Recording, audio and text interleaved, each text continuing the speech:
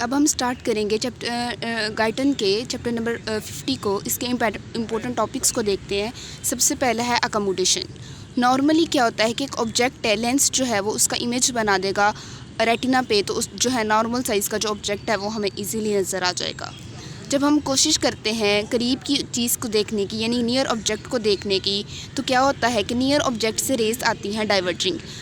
उन diverging raise को focus करना मुश्किल होता है, इसलिए वो फोकस होती हैं रेटिना के पीछे जाके, यानी कि दूर जाके वो फोकस होती हैं।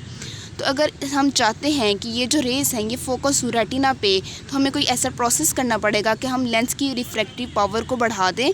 जब लेंस की रिफ्रैक्टिव पावर को बढ़ा देंगे तो ज़्यादा रिफ्रैक्शन होगी, ज़्यादा बेंडिंग होगी रेज़ की, और वो दूर जाके कन्वर्ज नहीं होगी, बल्कि पहले ही वो किसी पॉइंट पे जाके फोकस हो जाएंगी। तो इस केस में हमारा क्या गोल है कि हमने इनको कहाँ पे फोकस करना है, रेटिना के ऊपर। तो लेंस की पावर कैसे बढ़ा सकते हैं कि अगर लेंस की ये लेंस है, अगर मैं इसकी थिकनेस को बढ़ा दूं तो उसकी रिफ्रैक्टिव पावर भी क्या कर जाएगी, इंक्रीज़ कर जाएगी। तो ये जो हम लेंस की शेप में चेंजिंग कर रहे हैं, लेंस को मोटा कर रहे हैं, उसकी थिकनेस को बढ़ा रहे हैं, उसकी रिफ्रैक्टिव पावर को बढ़ा रहे हैं, उसकी पावर में चेंजिंग आ गई, लेंस की शेप में चेंजिंग आ गई, ताकि जो है हम नियर ऑब्जेक्ट को ईज़िली देख सकें। तो ये जो सारी चेंजेस को हम कहते हैं अकोमोडेशन। उसके बाद देखते हैं कि चिल्ड्रन के अंदर जो है 20 डायोप्टर तक लेंस की पावर में जो है हम चेंजेस ला सकते हैं। नेक्स्ट देखते हैं कि आई के अंदर होता है लेंस। लेंस के अंदर होती हैं प्रोटीन्स, इलास्टिक इन नेचर होता है और अपनी शेप को जो है ना वो चेंज कर सकता है। अब लेंस के अराउंड होते हैं सस्पेंसरी लिगामेंट्स। सस्पेंसरी लिगामेंट्स का क्या काम होता है, सबसे पहले हम देखते हैं सस्पेंसरी लिगामेंट। इनका क्या काम होता है, ये लेंस को खींच के रखते हैं। लेंस को खींच के रखने से मुराद ये है कि अब लेंस को फ्लैट रखेंगे। लेंस फ्लैट रहेगा, उसकी थिकनेस कम होगी, तो उसकी रिफ्रैक्टिव पावर भी कम हो जाएगी। नेक्स्ट देखते हैं सिलियरी मसल्स। सिलियरी मसल्स दो टाइप ऑफ फाइबर्स पे मुश्तमिल होते हैं, मेरीडायोनल फाइबर्स और सर्कुलर फाइबर्स। यहाँ पे देखें, ये सर्कुलर फाइबर्स हैं और ये मेरीडायोनल फाइबर्स। मेरीडायोनल फाइबर्स एक तरफ अटैच हैं सक्लेरो-कॉर्नियल जंक्शन के साथ, दूसरी तरफ अटैच हैं ये peripheral end of suspensory ligament. अब इन दोनों का रोल होता है, सिलियरी मसल्स के ये जो दोनों फाइबर्स हैं इनका रोल होता है अकोमोडेशन में। अब अकोमोडेशन का प्रोसेस को कंट्रोल कौन करता है, बेसिकली पैरासिम्पैथेटिक नर्व। अब जब हम करीब की चीज़ को देखने की कोशिश करते हैं तो इसका इमेज हमें पता है, वो रेस डाइवर्जिंग आती हैं तो दूर जाके फोकस होती हैं। अब लेंस ने क्या करना है, उनको फोकस करना है रेटिना पे। तो क्या होगा कि सबसे पहले होगी पैरासिम्पैथेटिक स्टिमुलेशन। जब पैरासिम्पैथेटिक स्टिमुलेशन आएगी तो सिलियरी मसल जो है हमारे पास वो कंट्रैक्ट करेंगे। जब सिलियरी मसल्स कंट्रैक्ट करेंगे तो सस्पेंसरी लिगामेंट वो रिलैक्स करेंगे।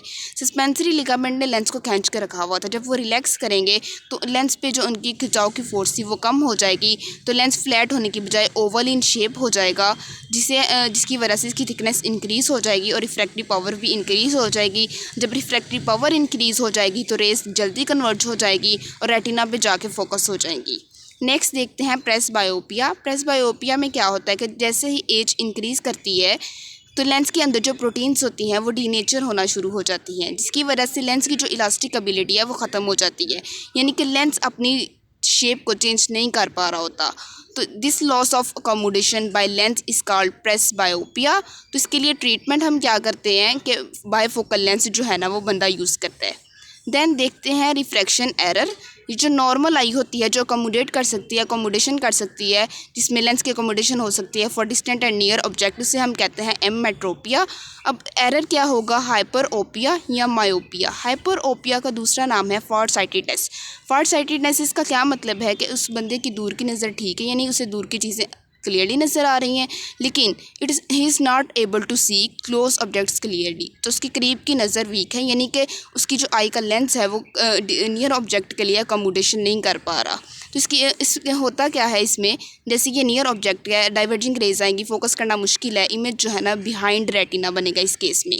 तो ये इस केस में प्रॉब्लम होगी और जिस वजह से नियर ऑब्जेक्ट नज़र नहीं आएगा। तो इसका ट्रीटमेंट क्या करते हैं, कोई ऐसा प्रोसेस करते हैं कि इसकी जो है ना लेंस की रिफ्रैक्टिव पावर इंक्रीज़ हो जाए। तो उसके लिए हम यूज़ करते हैं कन्वेक्स लेंस, जो कि क्या करेगा, इन रेस को कन्वर्ज कर जाएगा, रिफ्रैक्टिव पावर को बढ़ा देगा और रेस पहले कन्वर्ज हो जाएंगी, रेटिना पे जाके फोकस हो जाएंगी और हमें इमेज क्लियर नज़र आ जाएगा। देन देखते हैं मायोपिया। मायोपिया क्या होती है? Near sightedness. नियर साइटेडनेस का मतलब ये है कि बंदे इसकी करीब की नज़र ठीक है, लेकिन he is not able to see far objects clearly, लेकिन वो डिस्टेंट ऑब्जेक्ट्स के लिए उसकी आई जो है ना वो अकोमोडेशन नहीं कर पा रही। इसके काजेस क्या हो सकते हैं कि या तो आई बॉल लॉन्ग हो गए या लेंस की रिफ्रैक्टिव पावर इंक्रीज़ हो गई है। इस केस में देखें, अगर लेंस की रिफ्रैक्टिव पावर इंक्रीज़ हो जाएगी तो जो रेस हैं वो पहले ही कन्वर्ट हो जाएंगी, तो जो इमेज है वो बनेगा in front of retina. Retina पे पहुंचने से पहले ही रेस कन्वर्ट हो जाएंगी और इमेज बनेगा रेटिना से पहले ही बन जाएगा। तो इस केस को हम कहते हैं मायोपिया, नियर साइटेडनेस, और उस बंदे को दूर की चीज़ें नज़र नहीं आएंगी। तो इसका ट्रीटमेंट